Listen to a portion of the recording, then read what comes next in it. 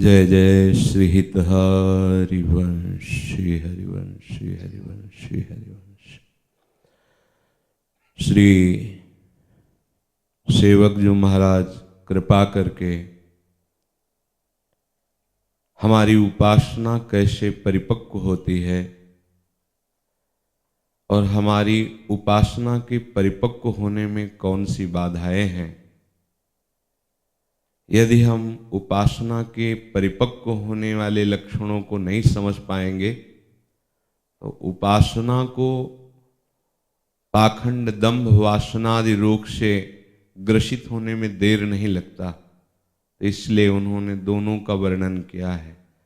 जो अकृपा का वर्णन है उसका भाव यही है कि उसकी सारी उपासना की चेष्टाएं केवल लोक रंजन के लिए होती हैं, अहम की पुष्टता के लिए होती हैं, जबकि उपासना का परिणाम है अभिमान का गलित हो जाना। देह भाव सबसे बड़ा अभिमान है। देहाभिमान गलित हो गया तो स्वरूपानंद प्रकाशित हो जाता है। वो भगवदानंद, परमानंद, प्रेमानंद जिस भाव का उपासक है वहां वो स्थित होने लगता है।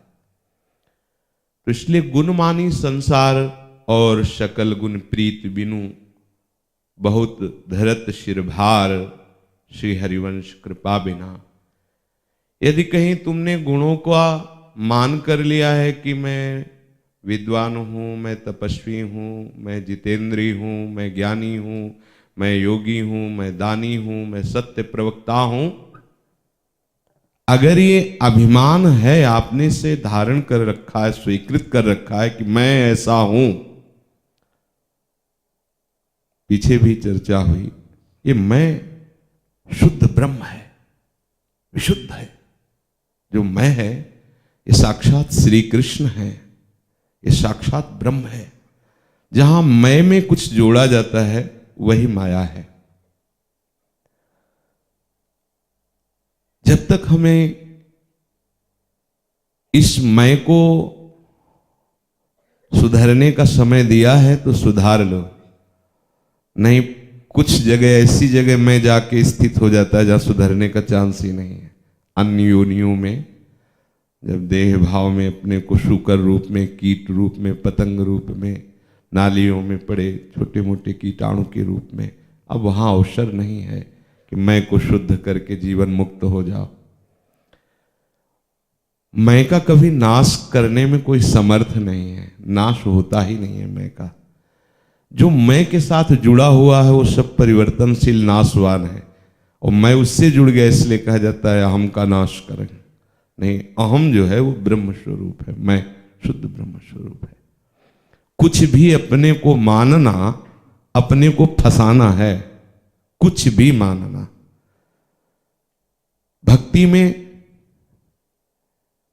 प्रभु को माना गया है, हमारी मान्यता प्रभु पे है, और वो इतनी गाढ़ हो जाती है कि अपनी मान्यता का अस्तित्व वहां लीन हो जाता है। यही भक्ति का चरम स्वरूप है। जब मैं था, मैं और था तो इसमें मिलावट हो गई, तब हरि नहीं, अब हरि हैं, मैं ना है, क्योंकि वो मैं हरि ही थे। कहीं किसी भी कोने में कुछ भी मैं के साथ है तो हरि का अनुभव नहीं होगा, वो हरि ही मैं है। भागवत में, चतुर्श्लोकी भागवत में भगवान ने यही उपदेश किया है।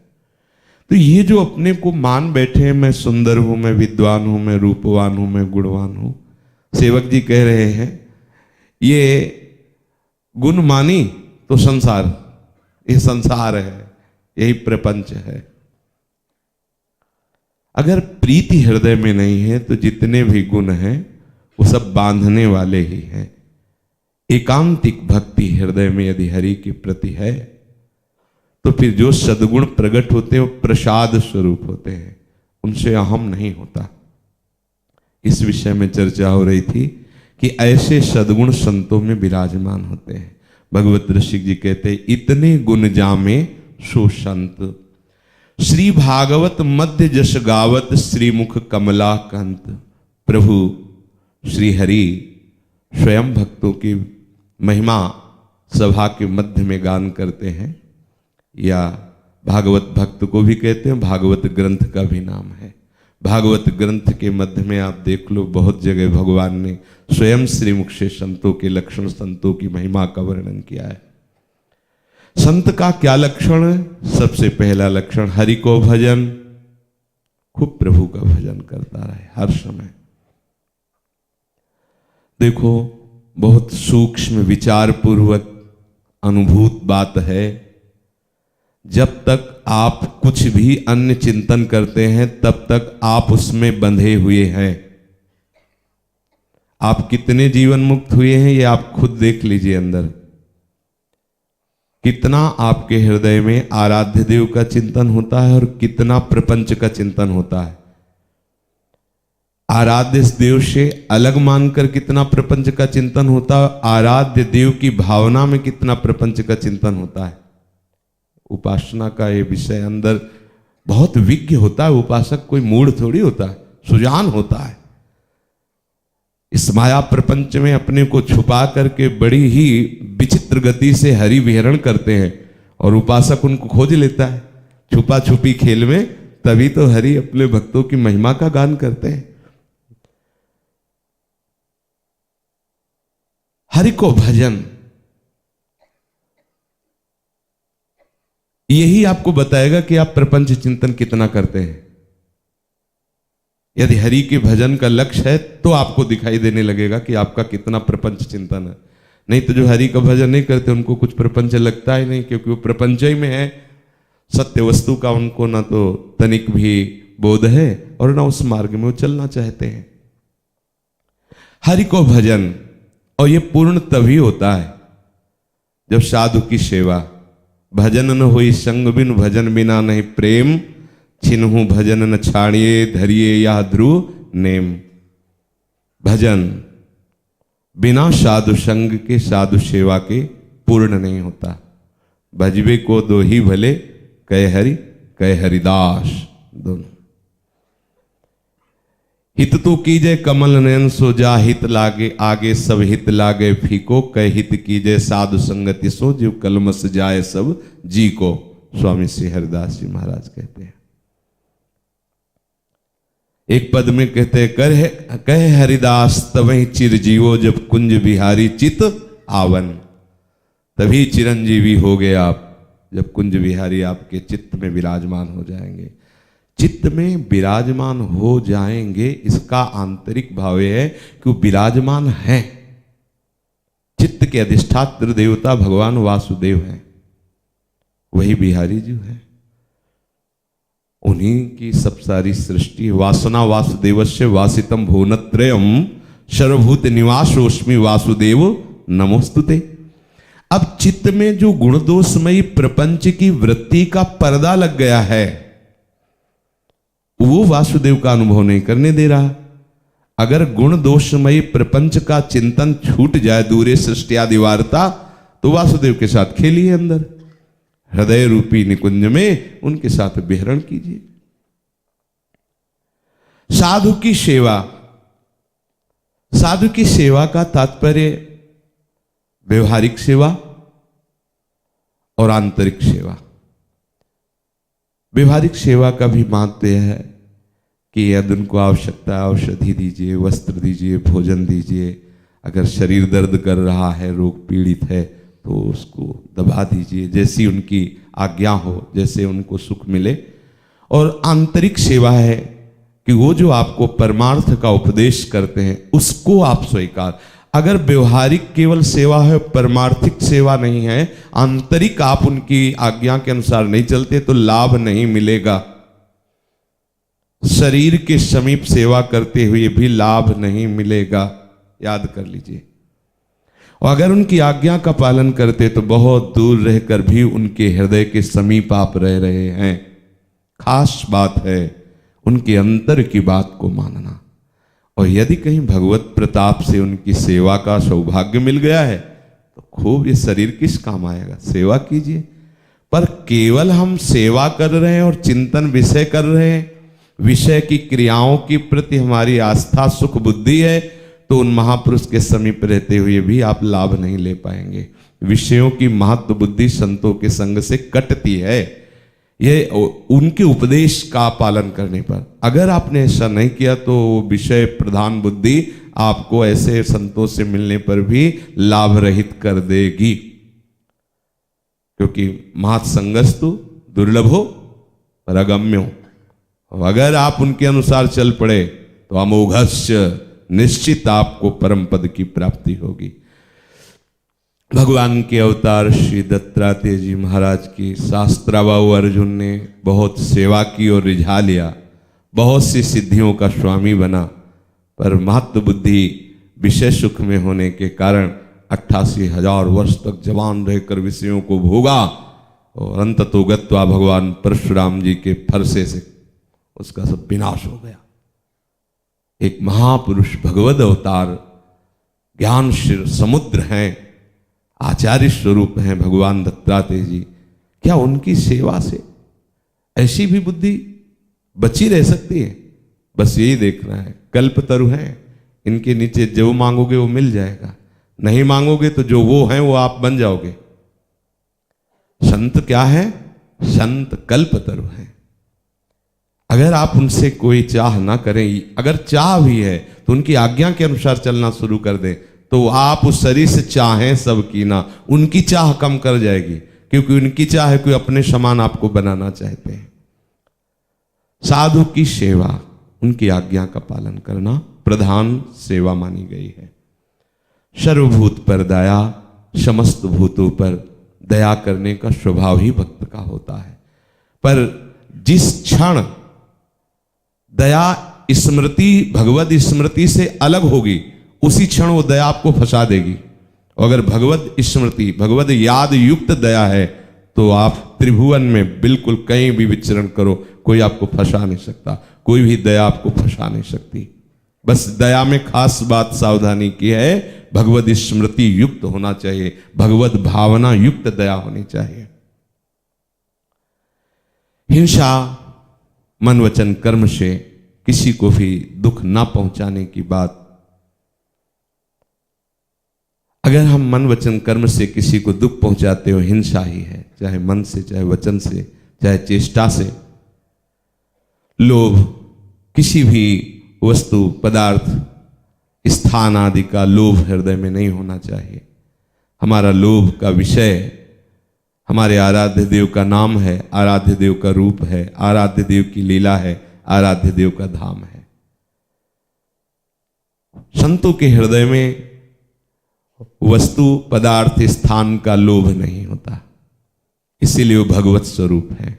लोभ पास जेहि गल न बंधाया, सो नर तुम समान रघुराया। जिसने अपने गले को लोभ की फांसी में नहीं डाला, वो भगवत स्वरूप ही है। दंभ, ये बहुत मीठा रोग है जो जड़ से भक्ति को मिटाने की सामर्थ्य रखता है।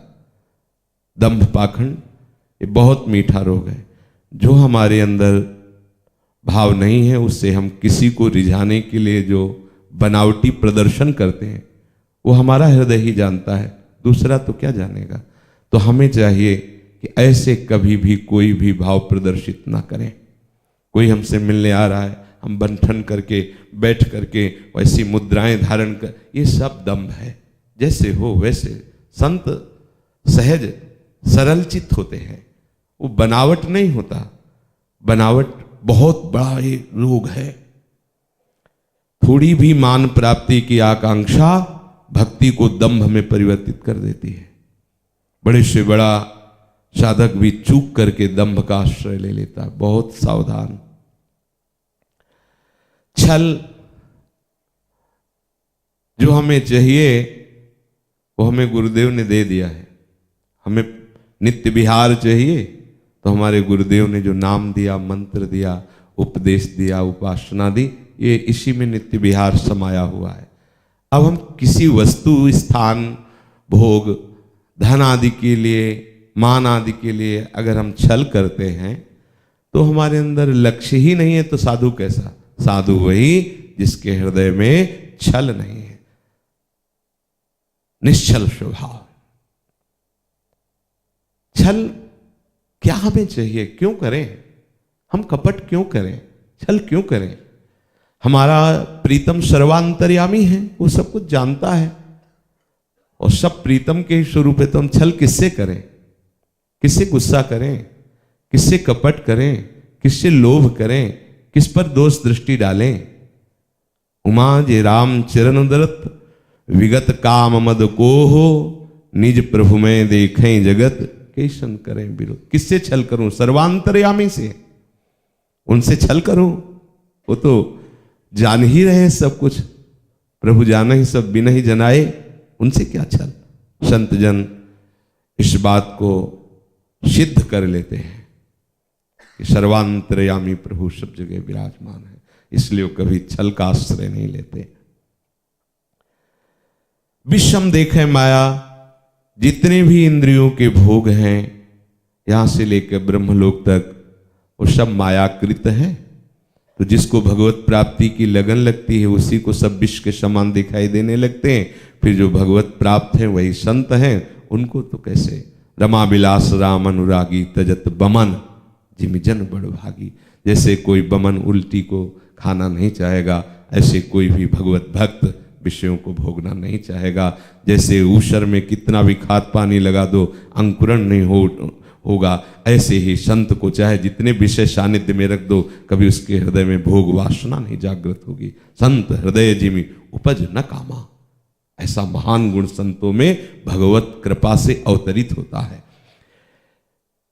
ये भगवत कृपा से अवतरित गुणों की बातें हैं। मैं नहीं भोगूंगा, हो सकता है ये मैं परास्त हो जाए, लेकिन जब भगवत कृपा से अवतरित होता है तब भोगने योग्य कोई वस्तु ही नहीं नजर आती। वो ऐसा महान रस का भोक्ता होता है कि उसको कोई भोगने योग्य वस्तु ही नजर नहीं आती है।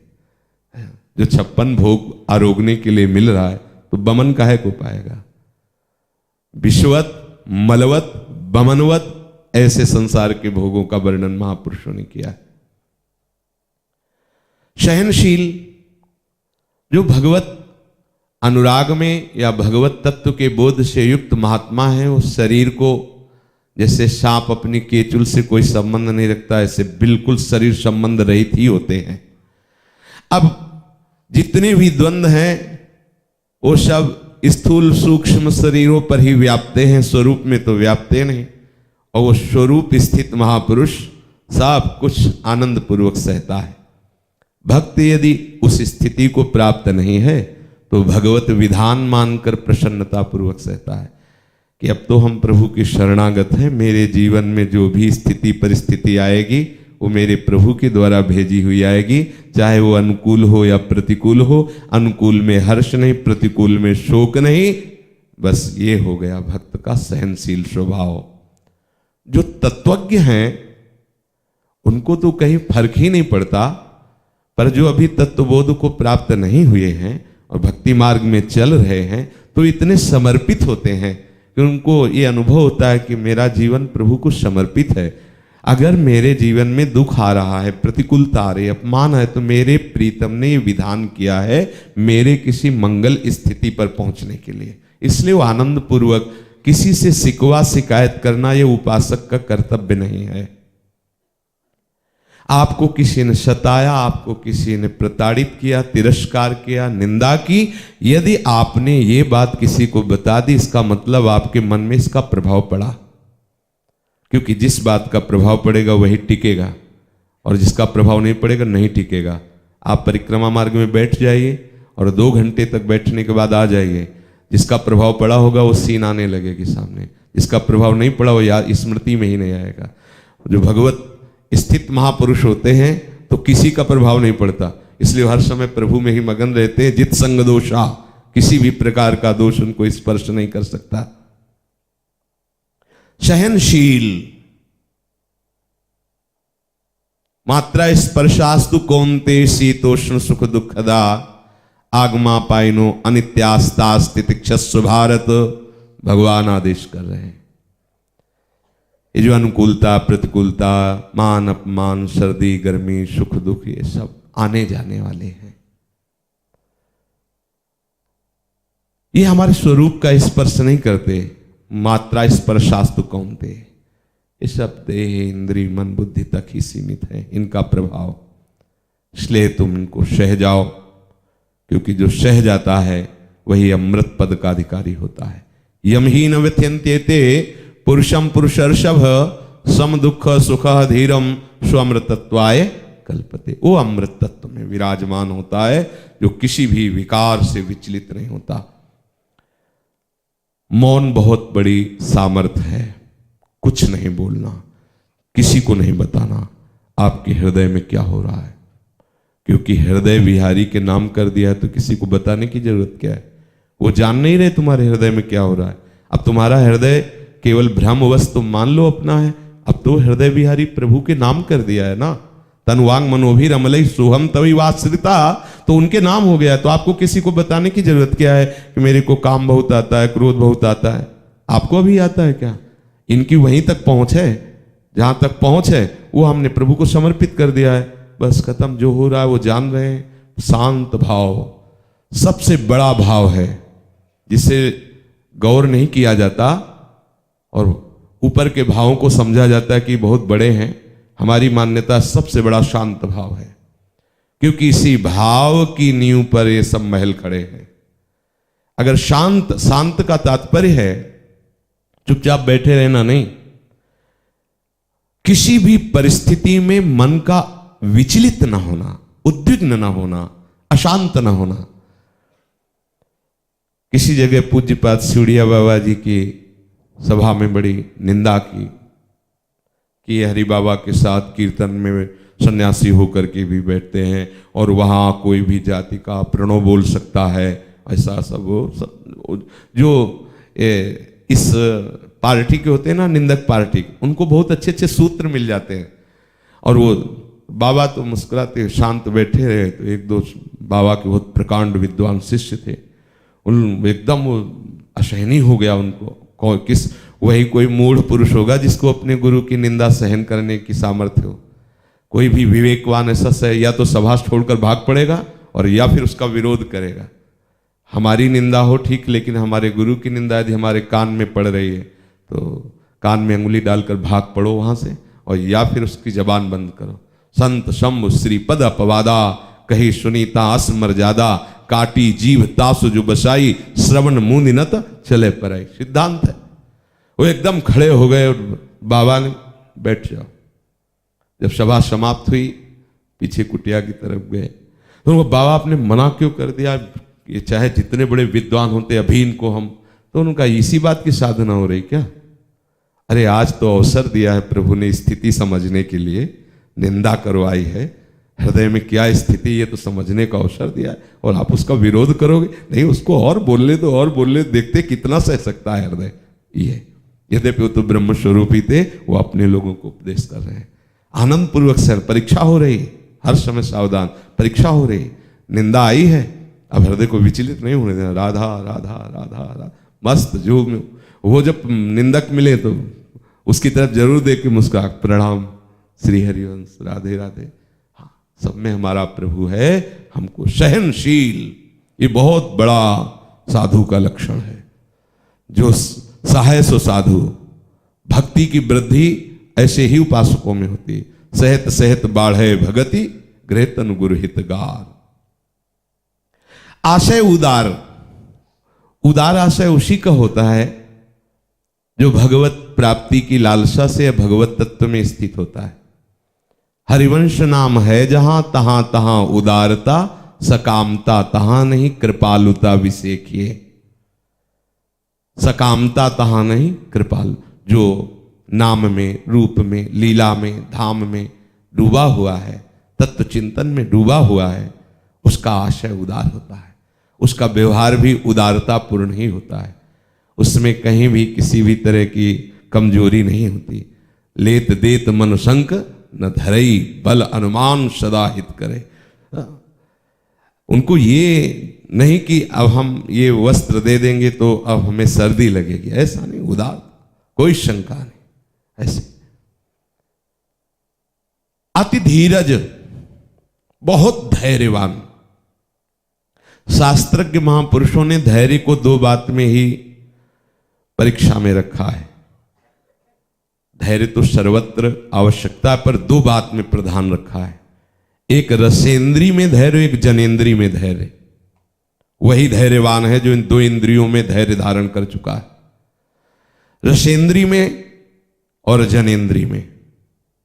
इन दो को जो धैर्यवान सह गया वो सबसे बड़ा धैर्यवान है, और इन दो में जो परास्त हो गया तो और कितना भी धैर्य रखे। बहुत देखा है, सर्दी गर्मी भूख प्यास सब सह लेंगे, गारी मार धक्का ये सब सह लेंगे, इनमें फेल हो जाते हैं।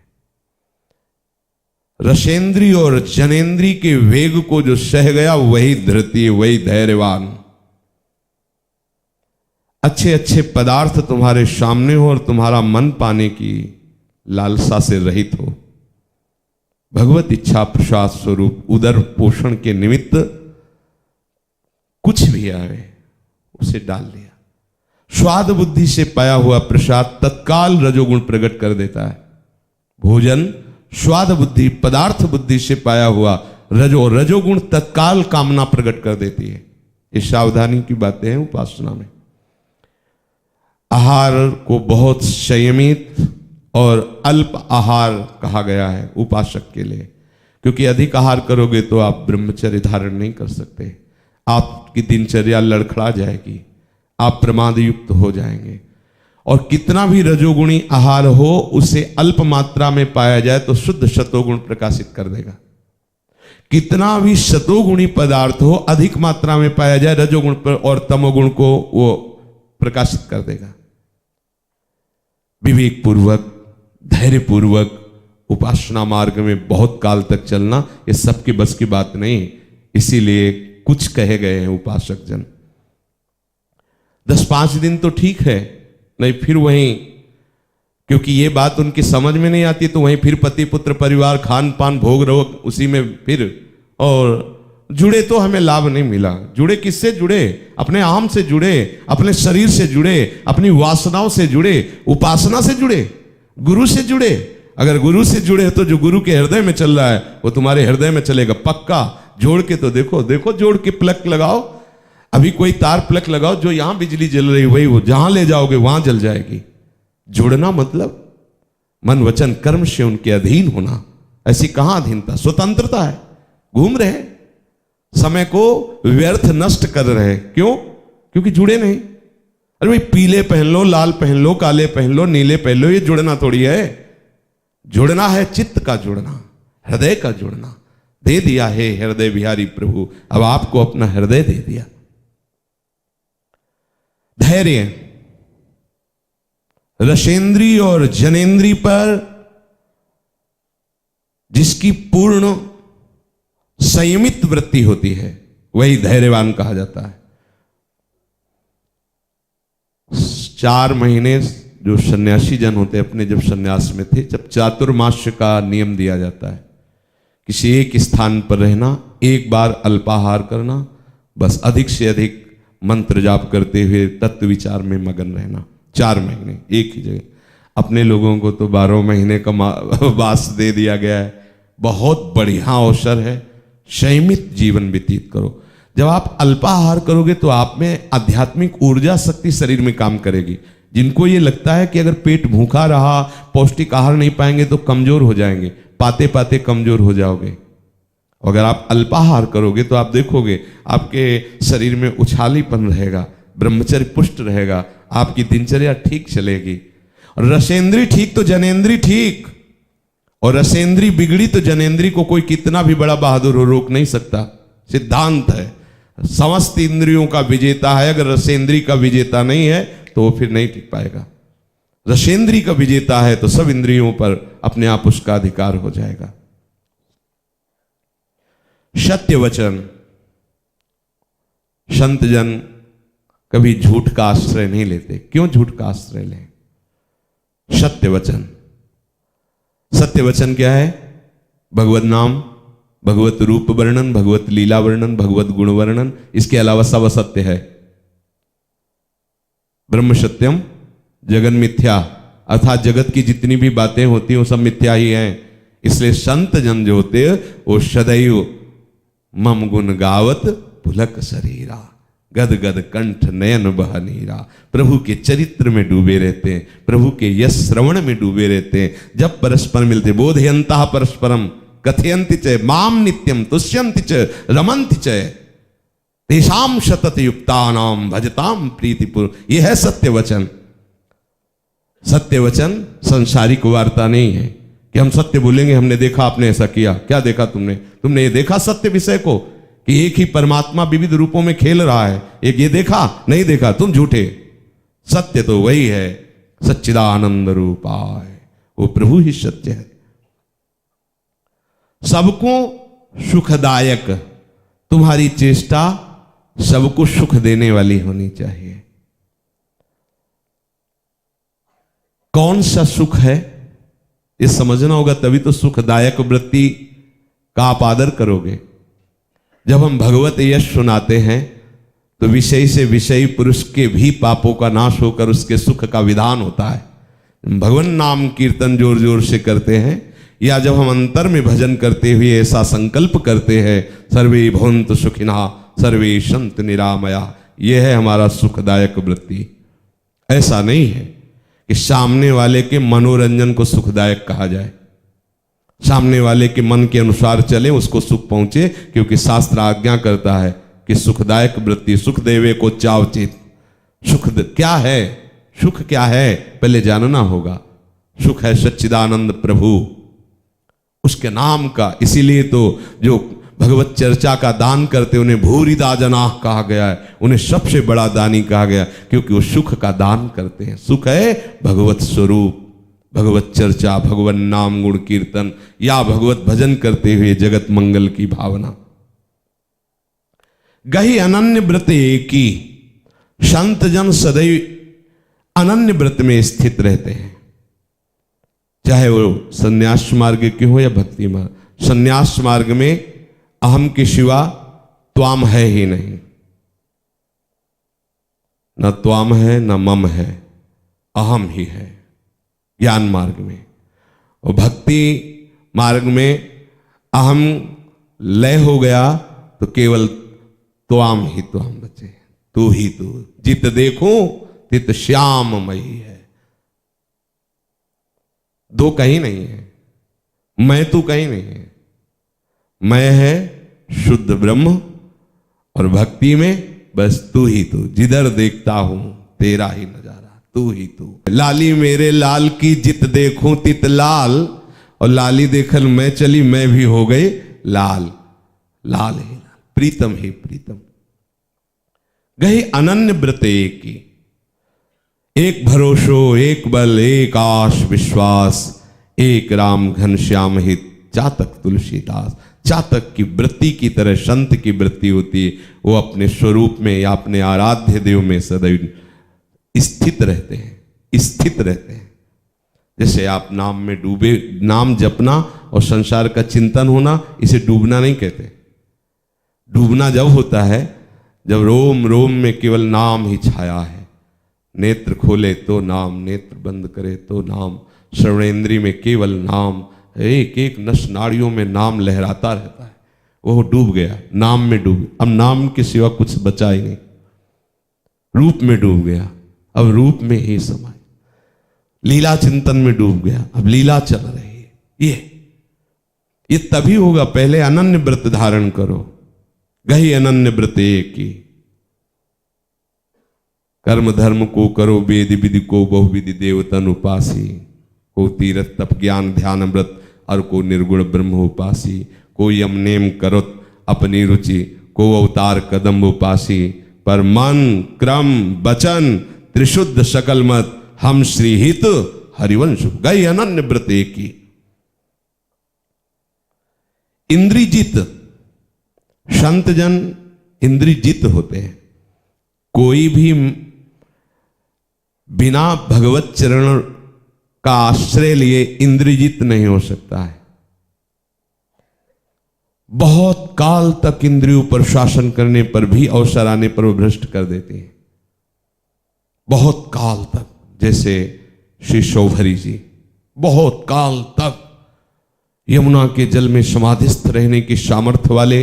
अब यमुना के जल के अंदर समाधिस्थ कितना बड़ा इंद्रिय विजयी महात्मा, और एक दृश्य ने उनको ऐसा। और जो भगवत चरणों के आश्रित है उसको मेहनत नहीं करनी पड़ती, शांत होते चले जाते हैं। जो भगवत आश्रय है ना, इसमें बहुत बड़ा सहयोग है। कृपा ऐसे उसको शांत करती चली जाती है धीरे धीरे कि उससे पता ही नहीं चलता कि जिन बातों के लिए इतनी लड़ाई लड़नी पड़ती वो बातें कब शांत हो गई। बस नाम कीर्तन गुणगान सुनते गाते और इससे समय व्यतीत होता गया, भगवद आसक्ति बढ़ती गई, ये अपने आप शांत हो गई। कभी कोई चर्चा हुई तो स्मृति में आई बात, नहीं तो गई। और इसमें ये भय नहीं है भक्ति में कि आगे चलकर कभी ऐसी कोई घटना घटे और हम भ्रष्ट हो जाए, तो इसमें ऐसा नहीं, क्योंकि प्रभु कहते नामे भक्ता प्रणश्यति। प्रभु कहते हैं मैं उनकी रक्षा करता हूं, योगक्षेमम वहाम्य हम, मैं वहन करता हूं, करूं सदा तिन कह रखवारी, जिम बालक राखे महतारी।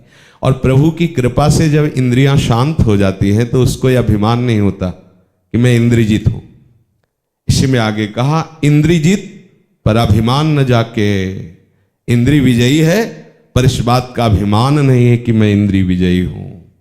किसी भी तरह का कोई भी अभिमान उसके हृदय में स्फुरित ही नहीं होता जो भगवत चरणारविंद का आश्रित होता है।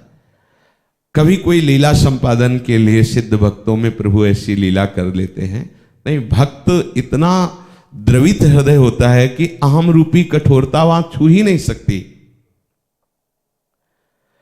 करे जगत को पावन ऐसा संत ऐसा भक्त, सा तरत सा लोकान तारे, वो लोगों को भी तार, स्वयं तर जाता है, उसके पितर तर जाते हैं, वो लोक को पावन करने की सामर्थ्य रखता है।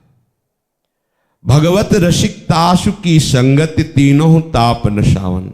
भगवत रसिक जी कहते हैं ऐसे संतों की संगति की जाए तो दैहिक दैविक भौतिक तीनों तापों का शमन हो जाएगा। ऐसे संतों की भक्ति की जाए तो स्थूल शरीर सूक्ष्म शरीर कारण शरीर तीनों पवित्र हो करके, पवित्र होने को तब तीनों से आजाद हो गए, तीनों से मुक्त हो गए, इनके बंधनों से मुक्त होकर के प्रभु के प्रेम रस का रसास्वादन करने वाले भाव देह की प्राप्ति हो जाती है। भगवान कपिल देव जी ने माता देहूति जी से कहा प्रसंग मजरम पास मात्मनः कवयो विदुः सएव साधुष कृतो मोक्ष द्वारम अपावृतम, कि ये जो आसक्ति है जगत में यही बांधने का काम करती है। आसक्ति ही हमें बांधे हुए है, ये अच्छेद्य बंधन है। बिना संतों के संग के इस बंधन को कोई नहीं काट सकता। शरीर की आसक्ति, शरीर संबंधियों की आसक्ति, शरीर भोगासक्ति, ये केवल संत संग से ही कटती, अन्य से नहीं। इसलिए अच्छेद्य कहा। किंतु यही संग यही आसक्ति जब इन संत महापुरुषों से हो जाती है तो मोक्ष का खुला हुआ द्वार बन जाती है। तो प्रश्न बनता है कि कैसे संत होते हैं जिनसे आसक्ति की जाए तो खुला हुआ मोक्ष का द्वार मिल जाएगा।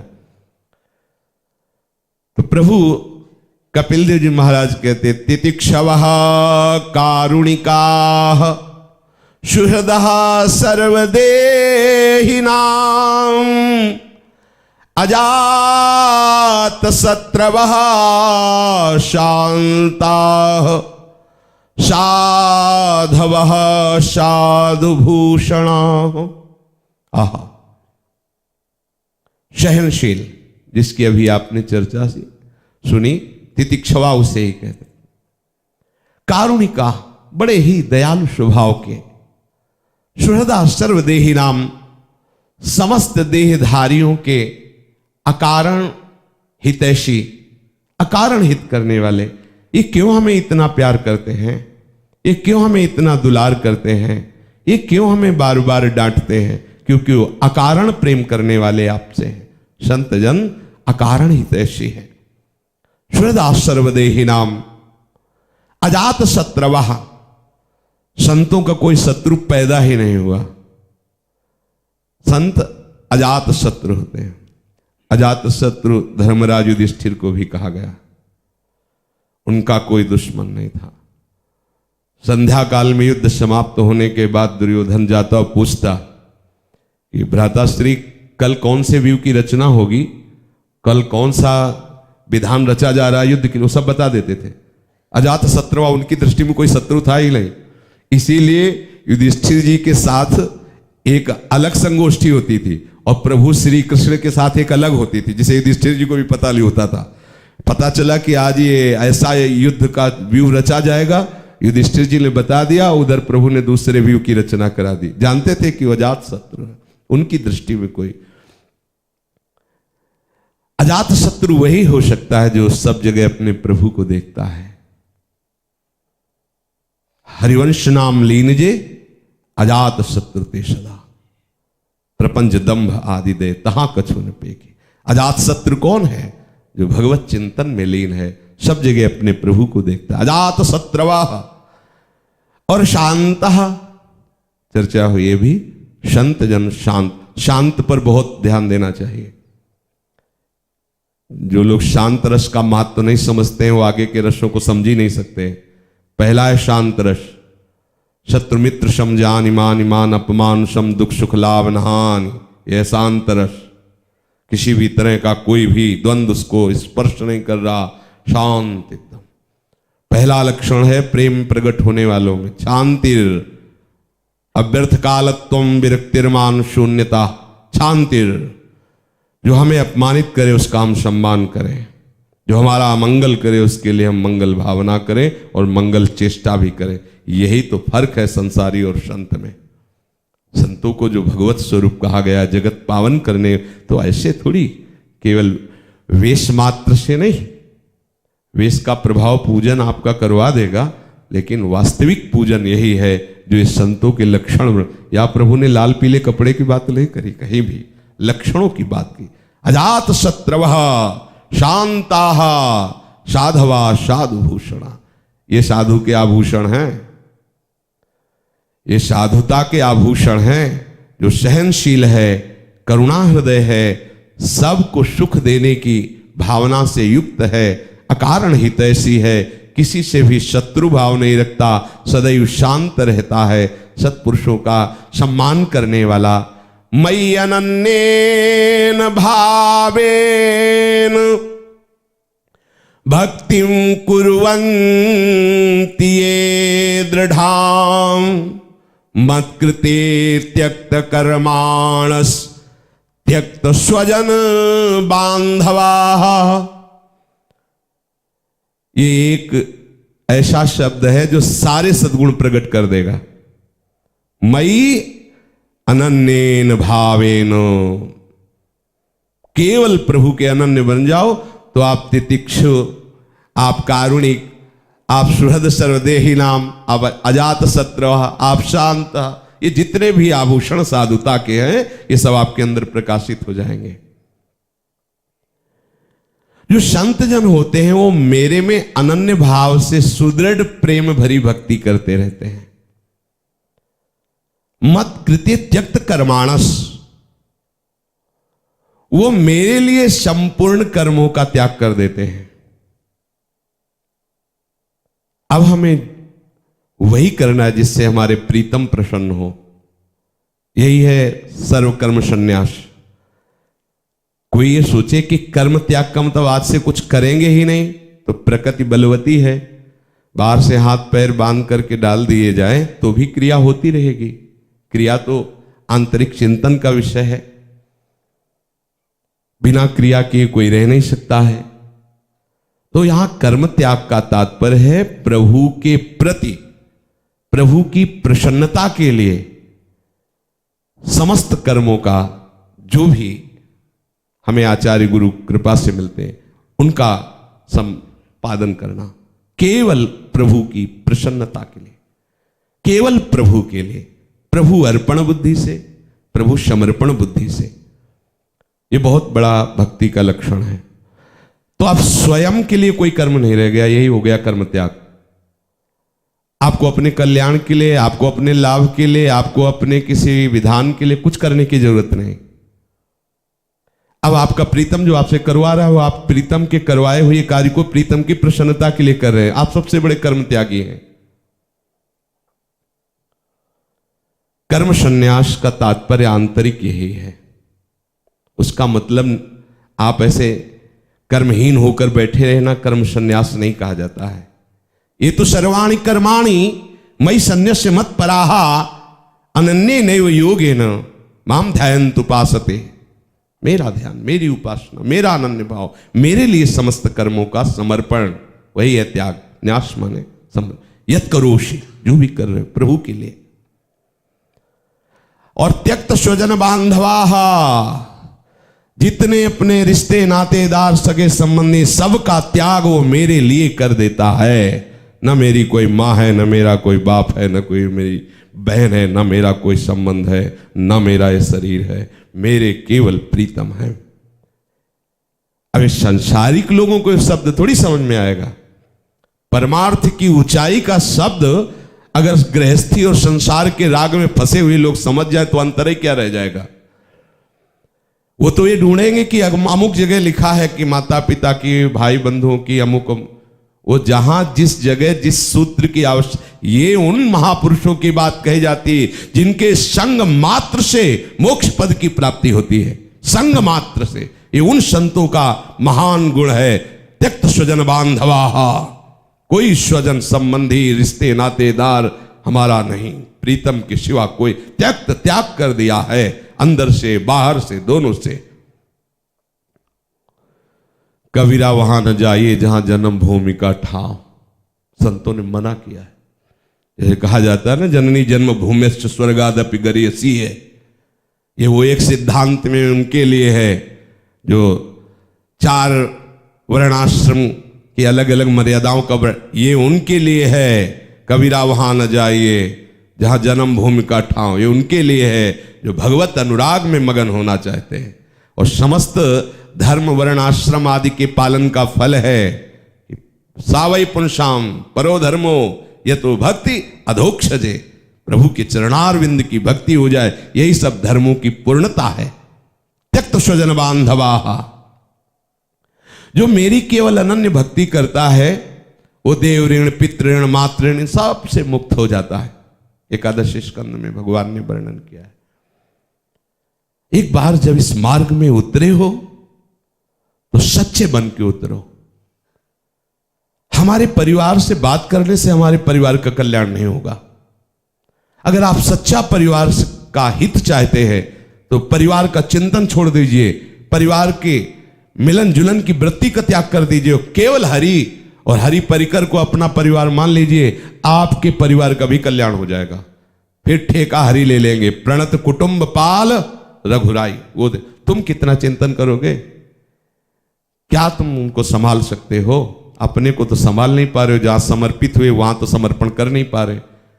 ये उपासक वृत्ति छोड़े कि ऐसा भी सिद्धांत है कि घर परिवार, ये उनका सिद्धांत है जो गृहस्थ धर्म में है। गृहस्थ धर्म में भी बड़े बड़े भागवत हुए, आपकी सामर्थ्य है तो उस तरह से भक्ति करो। पर यदि आपने विरक्त वेश ले लिया, आप संतों की सभा में बैठे हुए हो संत मार्ग का अनुसरण करने के लिए, तो भगवान के वचन है त्यक्त स्वजन बांधवाहा। वहां गोस्वामी तुलसीदास जी रामायण में कहते जननी भगवान श्री राम, जननी जनक बंधु सुत दारा, तन धन धाम सुहृद परिवारा, सबकी ममता ताग बटोरी, मम पद मनहि बांधि बर डोरी। भगवत मार्ग में देखो रूप जी, सनातन जी, सब परिवार ही तो है, लेकिन सब भगवत भक्त। और वृंदावन ऐसे रहे मनो चिन्हारो ना है, मानो एक दूसरे को जानते ही नहीं। ऐसे कभी मिले तो भगवत चर्चा भी नहीं, शांत, अरे आओ भैया, ऐसा नहीं, आओ दीदी, आओ जीजा, फूफा, मौसी, नाना, हो गया सब ड्रामा। तुम्हारी की हुई भक्ति सब नाटक बन गई, सब ड्रामा बन गया। त्यक्त स्वजन बांधवाहा, इस बात में स्थित होना पड़ेगा। अंदर से देख लीजिए, अगर अंतर में राग है तो अभी गड़बड़ी है। अंतर के राग का समर्पण कर दो अंदर से, हे प्रभु आप किसे, तभी तो है मयि अनन्येन भावेन, अन्य भावे नहीं रह गया है। भक्तिम कुर्वन्ति ये दृढ़ाम, फिर आगे है मदाश्रयाहा, जिसकी चर्चा से साग। श्री राधा वल्लभ लाल की।